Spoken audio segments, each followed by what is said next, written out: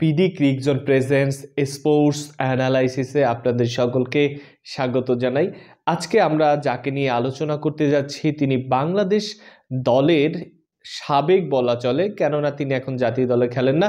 তবে জাতীয় দলে আসার জন্য যতগুলো স্তর পার হয়ে আসতে হয় তিনি সেই সমস্ত জায়গায় খেলে থাকেন। বয়সটা তার 29 বছর 174 দিন। বলছি ইয়াসির আলী রাব্বির কথা। অনেকেই তো অবাক হচ্ছেন আমি এই মুহূর্তে কেন ইয়াসির আলী রাব্বিকে নিয়ে ভিডিও তৈরি করছি। বলতে গেলে ইয়াসির আলী রাব্বি বাংলাদেশ দলের সবথেকে এই সময়ের ওভার রেটেড খেলোয়াড় বলা যায়, কেননা তাকে আমরা যেভাবে হাইপ তুলে বিভিন্ন টুর্নামেন্টে সুযোগ দিচ্ছি, ইয়াসির আলী রাব্বি তার সেই নামের সুবিচার একদমই করতে পারছেন না। সম্প্রতি ইমার্জিং এশিয়া কাপে, যেটা বলা চলে উদীয়মান এশিয়ার খেলোয়াড়দের জন্য একটা টুর্নামেন্ট, সেখানেই অংশগ্রহণ করেছিলেন আমাদের এই 30 বছরের কাছাকাছি বয়স্ক ইয়াসির আলী রাব্বি। তিনি ইমার্জিং এশিয়া কাপ 2025-এ মোট 4টি ম্যাচ খেলার সুযোগ পেয়েছিলেন। প্রথম ম্যাচে আফগানিস্তানের বিরুদ্ধে ব্যাটিংয়ে তাকে নামতে হয়নি। অবশ্য নামলে আফগানিস্তানের বিরুদ্ধে তাদের যে একটা অবস্থা, স্পেশালি তার যে একটা পাকাপাকি অবস্থা, সেটা দেখা যেত। পরবর্তী ম্যাচে তিনি নামলেন শ্রীলঙ্কার বিরুদ্ধে ব্যাটিংয়ে।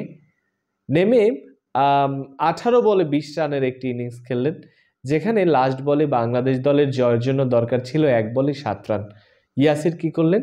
তিনি একটি স্কুপ শট খেললেন, যেই শট দেখে আসলে আদৌ মনে হয়নি এটা 6 কিংবা 4 হতে পারে। যাই হোক, সেখানে তার পারফরমেন্স এমন ছিল, একজন সিনিয়র ক্রিকেটার, তাকে সবসময় ব্যাটিং অর্ডারেও ভালো একটা পজিশন দেওয়া হতো, কিন্তু কখনোই তিনি সেইভাবে দায়িত্ব নিতে পারেননি। তবে এই ব্যর্থতা শুধু ইমার্জিং এশিয়া কাপেই ছিল না, তার আগেও বিভিন্ন টুর্নামেন্টে তিনি এই ধরনের ব্যর্থ হয়েছেন। তারপরেও বাংলাদেশ ক্রিকেট বোর্ড বিসিবি তাকে বারবার সুযোগ দিয়েই যাচ্ছে।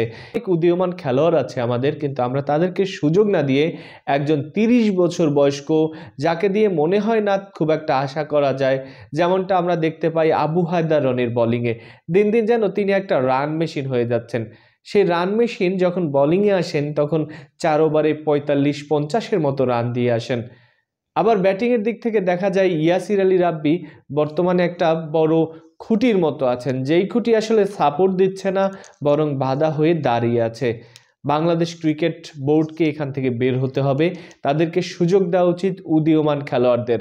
আমরা রিস্ক নেব, আমরা যদি ঝুঁকি না নেই কখনোই আমাদের প্লেয়ার তৈরি হবে না এবং জাতীয় দলও আর বেশি সমৃদ্ধ হবে না।